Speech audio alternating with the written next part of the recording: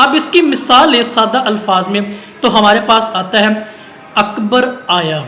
اب اکبر کیا یہاں پہ فاعل ہے، کام کرنے والا ہے. آیا کیا ہے، اس کا کام یا ورب کے طور پہ استعمال ہے. یہ دو کیا ہے، یہ لفظ ہیں، دو الفاظ کا مختصر جملہ ہے. تو فعل کے ساتھ فاعل اور لہٰذا مفہوم سمجھ میں آ گیا اس کے آنے کے طور.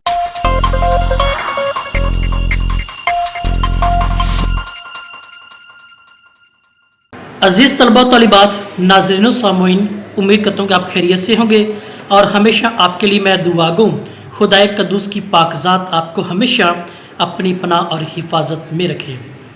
ہمارا آج کا موضوع انٹرمیڈیٹ فرسٹ ایئر کا جو نیا سلیبس پارٹ 1 کا ہے، جو 2025 کا اردو کے حوالے سے اس میں موجود آپ کے سوالات کی روشنی میں موضوع پہ بات کریں گے، جو گرامر کے اعتبار سے فعل کی اقسام باللحاظ معنی کے اعتبار سے ہے.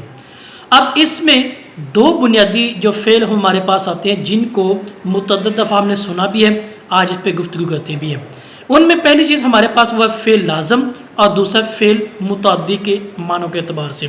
اب ان دونوں میں ہم فرق دیکھیں گے کہ گرامر کی روح سے جو زبان و ادب کے حوالے سے ان میں کیا فرق اور کیا مفہوم پایا جاتا ہے. سب سے پہلے ہم جانتے ہیں فعل لازم کے اعتبار سے. تعریف کے طور پہ دیکھا جائے تو کہا جاتا ہے جب کسی جملے میں استعمال ہونے والے فعل کے ساتھ صرف فاعل آئے اور جملے کا مفہوم سمجھ میں آ جائے تو وہ فعل لازم کہلاتا ہے.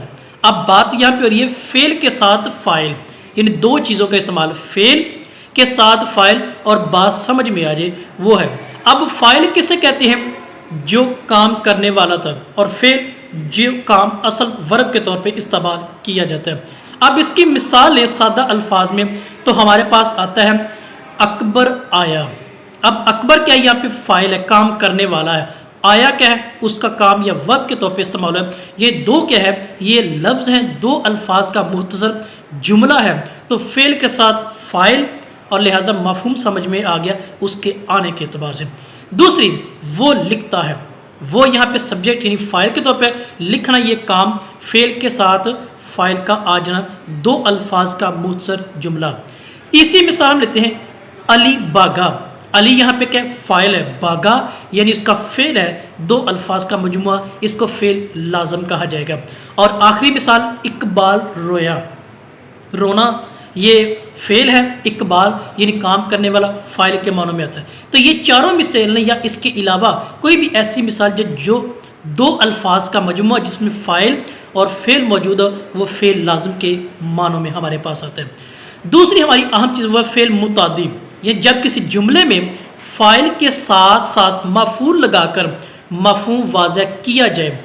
فاعل کے ساتھ مفعول لگا کر مفہوم واضح کیا جائے تو استعمال ہونے والا فعل کیا کہلائے گا، فعل متعدی کہلائے گا.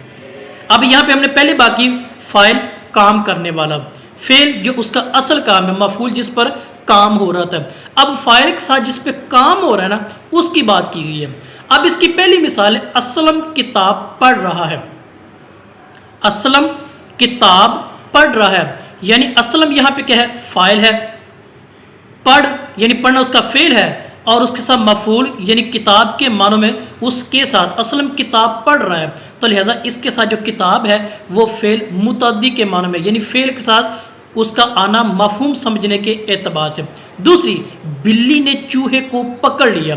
بلی کے اصل فاعل وہ ہے، ٹھیک ہے.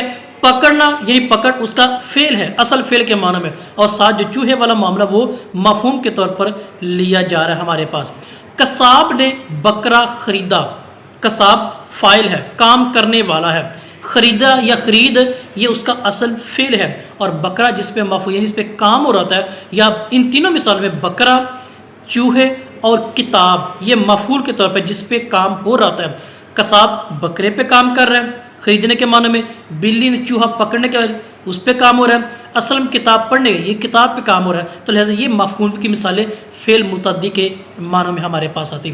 آج ہم اس بات کو دیکھا اور جانا ان دونوں میں بنیادی فرق اور مفہوم کیا ہے. یہاں تک آپ کا سوال ہو تو ضرور کیجیے گا. آپ سب کا بہت شکریہ.